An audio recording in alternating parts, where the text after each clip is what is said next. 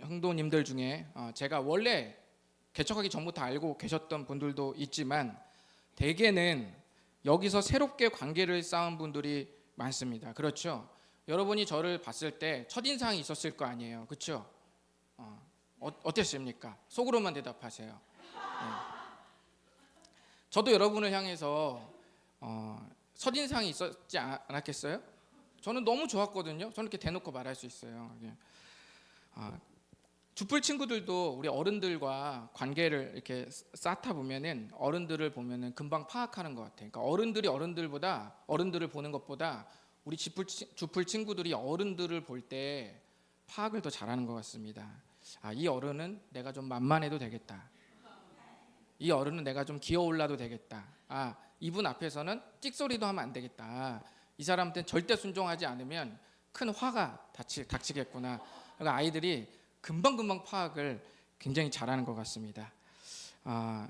주풀 친구들에게 목사님은 이 두 부류 중에 어느 부류일까요? 네. 이따 끝나고 보시면 아는데 답은 다 나와 있습니다. 네. 우리가 잘 생각해 보시면 관계를 쌓은 사람과 관계를 잘 쌓지 못한 사람을 대할 때 큰 차이가 납니다. 관계를 쌓은 사람은 그 관계 안에서 그 사람이 말하고 행동했던 의미를 생각합니다. 그렇죠? 그러니까 오해가 줄어들죠. 왜냐하면 5년, 10년간의 세월이 준 엄청난 양의 기억들이 있지 않습니까? 그 사람과 쌓은 그 관계 안에서 엄청난 추억, 엄청난 데이터량이 저 사람이 어떤 말과 행동을 할 때 그 오류를 없애는 내 안에 기억들과 그런 자료들이 있다는 말이죠. 그런데 관계가 없는 사람은 어때요? 그런 자료가 없죠. 함께 관계를 쌓을 때 했던 기억들이 없기 때문에 저 사람이 어떤 사람인지 전혀 모릅니다. 그래서 관계가 없는 사람은 그 사람이 말하고 행동하는 것 자체가 앞으로의 관계를 결정하는 거죠. 딱 봤을 때 아니다 싶으면 어때요? 저놈하고는 관계를 쌓지 말아야겠구나 이렇게 생각하지 않겠습니까? 그러니까 그 사람의 말과 행동이 곧 그의 관계를 결정하게 되고, 관계가 깊이 쌓여 있는 사람은 그 관계 안에서 그의 말과 행동이 평가되지고 의미가 새겨진다는 말씀입니다. 제가 꽃동네 카페를 가서 우리 아버님들하고 커피를 마시는데 제가 예를 들면 아주 무표정하게 아무 말도 하지 않고 가만히 있다가 한번 생각해 보세요. 그러면 우리 아버님들이 생각했을 때 만약에 제가 아버님들하고 관계가 전혀 없어요. 초면입니다. 처음 딱 예배를 드리고 처음 딱 만났어요. 그리고 카페를 갔는데 제가 무표정하게 아무 말도 하지 않고 있습니다. 그럼 아버님들 어떤 상상을 하겠죠? 자리가 불편한가? 아니면 우리하고 커피 마시기 싫은가? 이런 생각을 하실 거 아니에요. 그런데 만약에 관계가 깊이 쌓여 있는 상태에서 제가 꽃동네 카페를 가서 무표정하게 가만히 있다면 우리 아버님들이 어떤 생각하시겠습니까? 몸이 아픈가? 어떤 걱정이 있나? 라고 생각하시지 않겠습니까? 그러니까 똑같은 무표정을 봐도 고민의 종류가 달라진다는 거예요. 관계가 있는 사람과 없는 사람은 고민의 종류가 달라진다는 겁니다. 이것이 관계가 있고 없고의 큰 차이점입니다. 하나님께서 우리에게 좋으신 하나님이 되시는 이유는 하나님께서 우리를 사랑하시기 때문입니다. 조건 없이 우리를 사랑하시고 그 사랑을 십자가에서 확인해 주셨습니다. 하나님의 사랑은 언제나 현재형이에요. 사랑했다거나 또는 지금은 아니지만 앞으로 사랑할 거라는 이런 말은 하나님 안에서는 없습니다.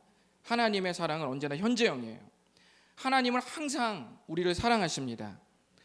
그러므로 하나님께서 우리를 오해할 일이 있을까요, 없을까요? 하나님은 우리를 오해할 일이 없습니다. 우리가 하나님을 오해할 일이 있을지언정 하나님이 우리를 오해할 일은 없습니다. 왜냐하면 하나님은 우리의 전부를 사랑하시기 때문입니다. 그렇다면 여러분은 하나님을 어떻게 생각하십니까? 한번 생각해 보십시오. 벌어진 현실로 하나님이 좋다거나 싫다거나 말하는 사람은 마치 우리가 관계가 없는 사람들을 대할 때와 비슷한 방식으로 하나님을 대하는 사람입니다. 반대로 하나님의 성품 안에서 내 현실을 이리저리 생각하는 사람은 마치 우리가 사랑하는 사람을 대할 때와 같은 방식으로 하나님을 대하는 사람입니다. 1번은 관계가 없는 사람끼리 주고받는 대화의 방식이고, 두 번째는 관계가 깊이 배어 있는 사람들이 주고받는 방식으로 관계를 쌓는다는 말입니다. 왜냐하면 우리가 하나님의 무조건적인 사랑을 우리가 알잖아요, 그렇죠? 그리고 나도 하나님을 사랑해서 보낸 세월이 있기 때문에 그 세월이 하나님을 오해하지 않도록 만들 수 있는 사람은 2번과 같은 사람이라는 거예요. 벌어진 현실로 그 사람의 말과 행동으로 그 사람을 평가하듯이 벌어진 현실로 하나님을 평가하는 사람은 하나님과 관계가 없는 방식으로 관계를 쌓는 사람이고, 하나님의 성품과 그동안 하나님이 날 사랑했고 내가 하나님을 사랑했던 추억과 기억과 관계가 배어 있는 사람은 벌어진 현실을 볼 때 그 안에서 감안해서 생각하는 게 있다라는 말입니다. 때때로 우리가 믿음이 쪼그라들고 시험이 찾아오면 우리는 2번에서 1번으로 역주행합니다. 마치 하나님과 한 번도 관계를 쌓아보지 않은 사람처럼 하나님을 평가합니다. 나에게 벌어진 현실이 나로 말미암았다는 생각보다는 나는 열심히 살았는데 하나님께서 선을 악으로 갚으시는 분처럼 느껴진다는 거죠. 나는 열심히 살았는데 주님이 나에게 선을 악으로 갚으셨다, 이렇게 느껴진다는 겁니다. 좋으신 하나님이 어느 순간 안 좋으신 하나님으로 둔갑하는 순간입니다. 사도 바울은 이런 마음으로 율법을 오늘 설명하고 싶어 합니다. 우리는 지금까지 여러분 갈라디아서를 아주 오랫동안 했는데, 그동안 우리가 봐온 건 뭐냐면 바울이 아브라함에게 한 약속과 율법을 어떻게 했죠? 계속 부닥치게 했죠. 계속 부닥치게 했습니다. 그러다 보니까 아브라함과 한 약속은 예수님을 믿음으로 의롭다고 여겨주시는 은혜와 막 연결이 되는데, 율법은 완벽하게 하나님의 법을 지켜서 의롭게 되어야 되는 불가능한 기준을 자꾸만 제시하니 마치 악법처럼 여길 위험이 있겠죠. 그런데 우리가 여기서 생각해 볼 것이 있습니다. 여러분, 율법을 누가 주셨습니까? 하나님이 주셨죠. 율법을 하나님이 주셨죠. 하나님은 좋으신 하나님이시죠. 좋으신 하나님은 안 좋은 걸 주는 법은 없습니다. 좋은 부모님이 자녀에게 안 좋은 걸 먹이는 법은 없죠.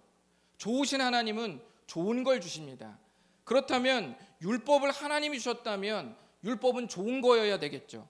그런데 지금까지 바울이 말해왔던 느낌은 율법이 좋지 않은 것처럼 말해왔다는 거예요. 그러니까 바울이 여기서 오해가 쌓일 수 있기 때문에 갈라디아 교회 성도들에게 율법에 대한 오해를 좀 벗겨주기 위해서 오늘 말씀을 하고 있는 겁니다. 그럼 저번 주에 이어서 율법의 역할을 좀 더 알아보도록 하겠습니다. 우리 한번 21절 다 같이 읽어보실까요? 시작. 그러면 율법이 하나님의 약속들과 반대되는 것이냐? 결코 그럴 수 없느니라. 만일 능히 살게 하는 율법을 주셨더라면 의가 반드시 율법으로 말미암았으리라. 아멘. 바울은 율법과 하나님의 약속을 계속 막 이렇게 싸우게 하고 부닥치게 했지만 사실 율법이 하나님의 약속과 정면으로 반대되는 것이냐? 절대 그렇지 않다라고 말합니다. 이제부터 뭔가 바울은 율법이 어떤 역할을 하는지 이제부터 말해주려고 하는 것 같습니다. 자, 그런데 율법의 역할이 곧바로 우리를 살게 하고 우리를 의롭게 하는 역할은 아니라고 말하죠. 그렇죠? 보면은 만일 능히 살게 하는 율법을 주셨더라면 의가 반드시 율법으로 말미암았으리라. 이 말은 뭐예요? 율법이 바로 우리를 살게 하고 율법이 바로 우리를 의롭게 하지는 않는다라고 말하는 거죠. 그렇죠? 네. 자, 하나님은 그렇다면 율법은 그러면 어디서 쓰임이 있을까요? 어디서 쓰임이 있을까요? 하나님의 약속과 반대되는 게 아니면 어디서 쓰임이 있을까요? 그걸 좀 살펴봤으면 좋겠습니다. 자, 율법의 참 역할을 한번 좀 계속 살펴보시겠습니다. 한번 읽어보실까요? 시작. 그러나 성경이 모든 것을 죄 아래에 가두었으니 이는 예수 그리스도를 믿음으로 말미암는 약속을 있는 자들에게 주려 함이라. 믿음이 오기 전에 우리는 율법 아래에 매인 바 되고 계시될 믿음의 때까지 갇혔느니라. 아멘. 좀 어려울 수 있는데 하나도 어렵지 않습니다. 말이 어렵지 내용은 하나도 어렵지 않습니다. 하나님은 예수님이 오시기 전까지 온 세상을 어디 아래 가두었대요? 죄 아래 가두었다라고 이렇게 말합니다. 이것은 무슨 말이냐면 죄를 짓지 않고 율법을 완벽하게 지키는 게 불가능하구나 라는 사실을 확인시키는 기간에 우리를 두셨다는 말이에요. 우리 가끔 아이를 어느 정도 이렇게 놔둘 때가 있잖아요, 그렇죠? 그러면 아이가 한계를 느끼죠. 그러면 엄마를 찾아오잖아요. 그러니까 마찬가지죠. 한계를 느끼는데 안전하게 한계를 느끼는 그 시간들이 때때로 필요하다는 거예요. 죄를 짓지 않고 율법을 완벽하게 지키는 게 불가능하구나 라는 사실을 확인시키는 기간에 우리를 두셨다는 말입니다. 저는 그 부모님들이 자기 자녀에 대해서 이렇게 말하는 걸 많이 봤습니다. 우리 아들과 우리 딸들은 가르쳐서는 그냥 말로 가르쳐서는 잘 안 되고 때린다는 얘기 아니에요. 말로 가르쳐서는 안 되고 걔네들이 직접 경험해야 깨닫습니다. 이렇게 말하는 사람도 있어요. 경험해야 깨닫습니다.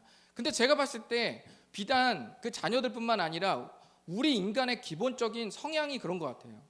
경험해서 제대로 이 말을 맞아야 이 길이 아닌가 보구나 이렇게 생각을 하는, 된통 넘어지고 그냥 홀딱 벗겨져 봐야 여기가 아닌가 보구나 라고 생각해서 돌아서는 사람들이 있잖아요. 물론 그러지 않는 사람도 있지만 모든 사람이 그런다는 게 아니라 기본적으로 우리에게 그러한 좀 어떤 고집 같은 게 있다는 거예요.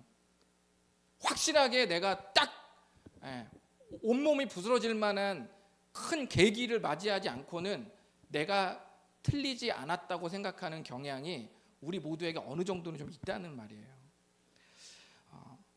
제 생각엔 그거는 모든 민족도 비슷한 것 같아요. 그리고 과거에 있는 그런 옛날 고대 역사의 이야기들도 보면은 그 사람들도 별반 다르지는 않은 것 같아요. 우리처럼 확실하게 직면하지 않고는 잘 이렇게 깨닫지 못하는 그런 성향이 있는 것 같습니다. 하나님께서는 온 세상을 한동안 죄 아래 가두셔서 죄를 짓지 않고 율법을 완벽하게 지키는 게 불가능하구나라는 사실을 확인시키는 기간을 두셨다는 말입니다.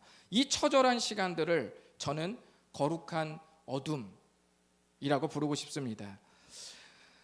23절에 보시면 믿음이 오기 전까지, 그렇죠?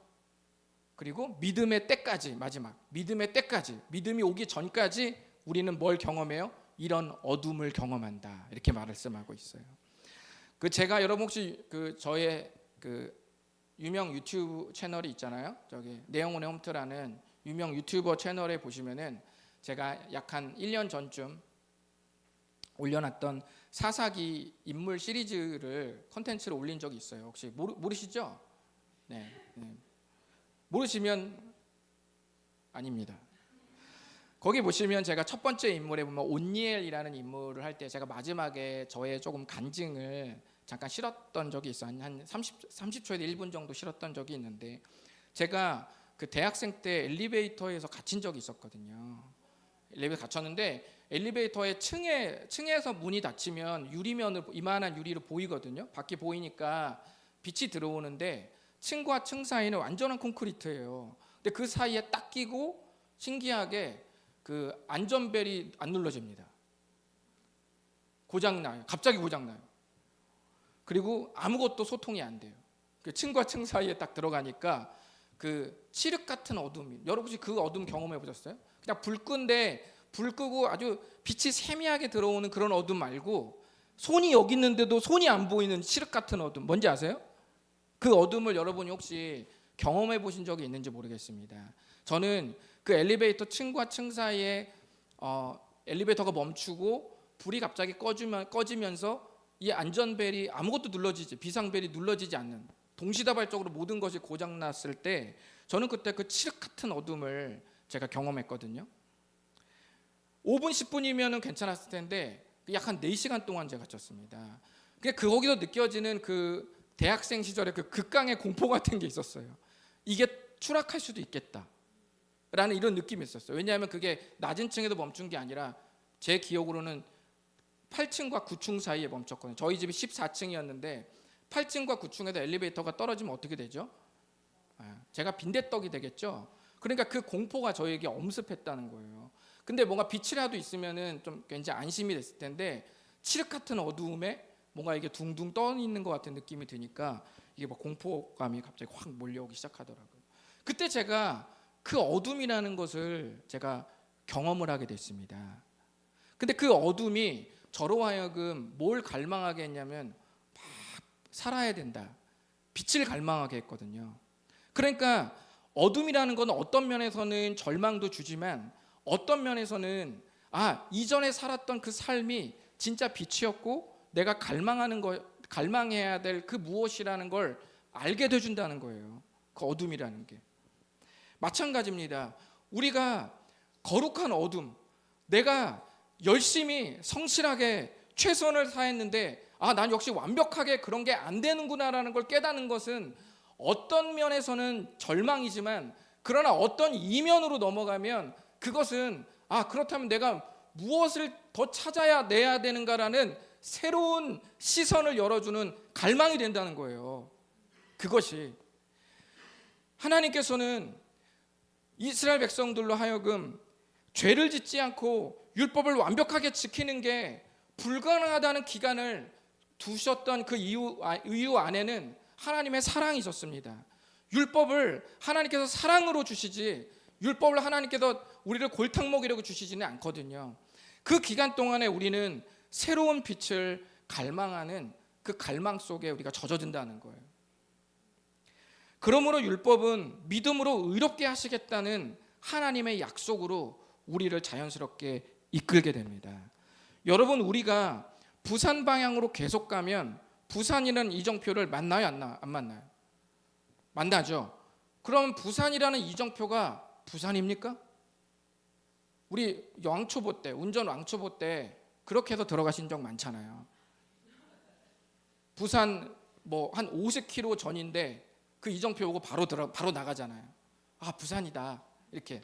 나가 보니까 또 아닌 거죠. 다시 들어가. 우리 초보 운전할 때 그런 경험을 많이 하시지 않았습니까?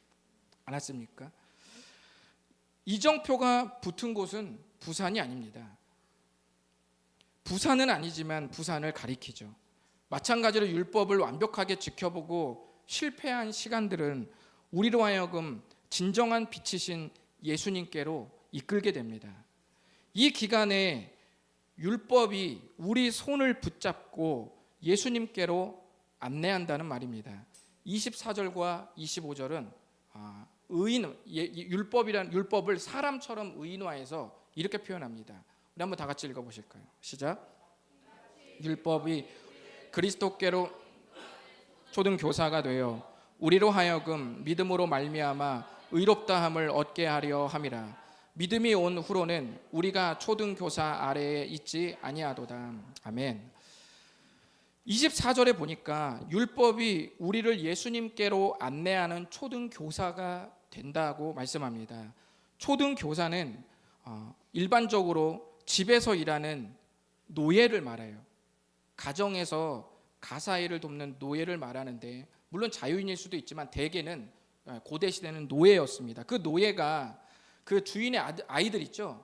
주인의 아이들이 10대 정도의 후반의 나이가 될 때까지 이 노예들이 아이들을 맡았습니다. 그리고 어느 일정 부분 키웠어요. 그래서 노예의 신분이지만 또한 초등교사였습니다. 그래서 고대 세계에서 초등교사는 정확히 교사라기보다는 아이의 시중을 들고 또 보모로서 성숙하지 못한 아이들을 이렇게 같이 케어하는 그런 역할을 고대에서 그런 초등교사가 했습니다. 노예들이 했습니다. 초등교사는 아이에게 도덕과 예절을 가르치고 매일의 삶에서 그를 보살피는 역할을 하다가 마침내 그 아이가 부모를 대신할 수 있는 정도의 성인이 되면 초등교사는 다시 원래 종의 신분으로 되돌아갑니다. 더 이상 성인이 된 주인의 아이를 가르칠 수 없습니다. 이렇게 생각하니 지금까지 여러분이 율법의 역할을 이렇게 비유를 해서 생각해 보셨다면 성경의 역사에서 율법은 좋은 역할을 했다는 것을 우리가 알 수가 있습니다. 이 시점에서 여러분에게 마지막으로 좀 질문을 드리겠습니다. 그럼 누가 율법을 좋지 않은 것으로 만들었을까요? 누가 율법을 좋지 않은 것처럼 좋지 않은 것으로 만들었을까요? 또는 좋지 않게 사용했을까요? 그것은 바로 의무감에서 출발한 신앙생활을 포기하지 않는 사람입니다. 의무감에서 출발한 신앙생활을 포기하지 않는 사람. 의무감에서 신앙생활을 하는 사람은 하나님께서 죄 아래 가두었던 과거로 회귀해서 율법이 요구하는 바대로 다시 허리띠를 쫄라매고 완벽하게 살려고 하는 사람입니다. 요즘 따라 파리올림픽이 열리고 있는데 파리올림픽 관심 있는 사람 있으세요? 없어요. 신기하게 우리 옛날에는 올림픽 하면 모두 한 가족이 모여서 최소한 금메달 결정전은 보지 않았습니까? 결승전은. 근데 요즘은 결승전도 안 보시더라고요. 혹시 우리가 금메달 몇 개 땄는지 아세요? 모르시잖아요. 파리올림픽을 파리보다도 관심이 없어요. 저도 어느새 보니까 올림픽이 열린지를 몰랐어요. 개막식이 언제 한지도 모르고 한참 보니까 네이버를 여니까 막 이렇게 파리올림픽이 뜨길래 그제서 이제 제가 지금 올림픽 시작됐구나 라고 해서 한참 지난 후라서 나도 우리나라 국민인데 너무 무관심할 수 있겠나 라고 해서 제가 지난 경기를 좀 몇 개 찾아봤습니다. 그 중에는 유도를 좀 두세 사람을 좀 제가 찾아서 봤는데 그 중에 한 선수가 8강전에서 떨어졌더라고요.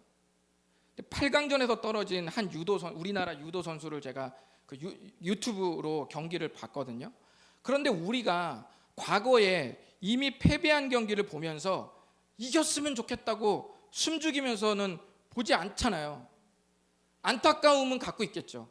이겼으면 얼마나 좋았을까. 이런 마음은 가질 수 있겠지만 이겼으면 좋겠다. 이겨라. 이렇게 하면서 우리가 유튜브를 8강전을 보시진 않지 않습니까? 이미 패배한 경기를 그렇게 하진 않죠. 율법은 우리에게 승리를 주려고 한 게 아니라 진짜 승리를 위해 진짜 패배를 경험하게 만들었습니다. 거룩한 어둠을 만나겠다는 말이에요.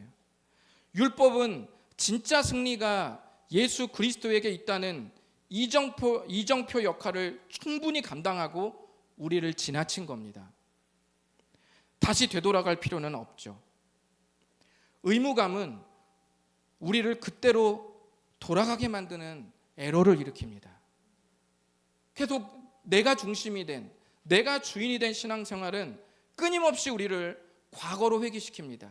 이미 끝난 승부, 이미 끝나서 수십만의 조회수를 기록하는 유튜브의 영상 속으로 다시 우리를 집어넣고 우리를 다시 좀 이겼으면 좋겠다라는 헛된 희망 고문을 하도록 율법이 우리를 그렇게 조장할 수 있다라는 거예요. 그런데 정확히 말하면 율법이 조장하는 게 아니라 의무감에서 출발한 신앙생활을 포기하지 않고 사는 그 마음에서 율법이 그런 부작용을 일으킨다는 말입니다. 의무감에서 출발한 신앙생활은 결국 하나님을 좋으신 하나님이 아니라 안 좋으신 하나님으로 생각하도록 만듭니다. 기왕 올림픽이 나왔으니 4년 전 런던 올림픽 때 81kg급에서 금메달을 땄던 김재범 선수를 혹시 기억하세요? 유도 선수입니다. 그때 김재범 선수와 결승전에다 맞붙은 선수가 독일의 비숍이라는 선수거든요. 근데 그 비숍이라는 선수는 이미 이전에 김재범을 이겼습니다. 아주 압도적인 피지컬로 김재범을 이긴 선수예요. 그런데 결승전에서 김재범은 바로 자기에게 패배를 준 비숍을 누르고 금메달을 땄습니다. 기자들이 찾아가서 이 파란 도복을 입은 김재범에 찾아가서 묻습니다. 비결이 뭐였습니까? 그때 김재범이 이렇게 말합니다. 그때는 죽기 살기로 했는데 졌습니다. 그런데 지금은 죽기로 했습니다. 이겼습니다. 그게 답이에요. 이렇게 짧게 말하고 끝냈습니다. 이게 무슨 말입니까, 여러분? 이 말이 똑같이 신앙에 적용할 수는 없죠. 하지만 우리가 그리스도 안에서 우리 스스로 완벽하게 삶을 살아내서 하나님 앞에 의로워지겠다는 이 승부에서 아직도 살아남으려는 일말의 여지를 가진 사람들이 있다는 얘기예요. 어느 면에서는 열심을 내서 죽기를 각오한 부분도 있다고도 느끼지만, 어떤 면에서는 내가 살아야겠다, 그리스도도 살아야겠지만, 예수님 당신도 살아야겠지만 나도 살아야겠다 라고 죽기와 살기를 동시에 교차 반복하면서 신앙생활을 하는 사람들이 있을 수 있다는 것입니다. 끊임없이 내가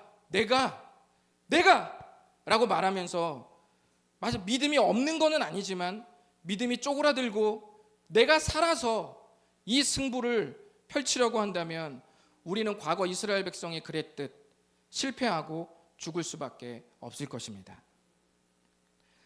갈라디아서 2장 20절은 우리들에게 이렇게 말합니다. 내가 그리스도와 함께 십자가에 못 박혔나니 그런즉 이제는 내가 사는 것이 아니요 오직 내 안에 그리스도께서 사시는 것이라. 이제 내가 육체 가운데 사는 것은 나를 사랑하사 나를 위하여 자기 자신을 버리신 하나님의 아들을 믿는 믿음 안에서 사는 것이라. 우리는 예수 그리스도께서 죽으실 때 함께 죽은 자들입니다. 그리고 예수 그리스도께서 다시 살아나실 때 다시 살아난 자들입니다. 혹시 예수 그리스도와 함께 십자가에 못 박지 않은 것이 있습니까? 더 이상 무덤에서 신앙생활하는 분들이 되지 않기를 바라며 그리스도 안에서 날마다 우리를 발견하려는 우리 모든 교회 가족이 되셨으면 좋겠습니다. 기도하겠습니다. 이 시간에 눈을 감고 주님께 기도하며 나아갔으면 좋겠습니다. 이미 패배한 승부, 그러나 하나님은 그 패배를 그의 끝으로 여기지 않고 그의 패배 이후를 계획하셔서 결국 영원한 승리를 안겨주려는 하나님의 원대한 계획과 섭리가 있다고 말씀하십니다. 율법은 우리에게 거룩한 어둠을 경험하게 해주는 극히 일부분, 극히 작은 한 시즌에 우리에게 주셨던 좋은 법이라고 말씀하십니다.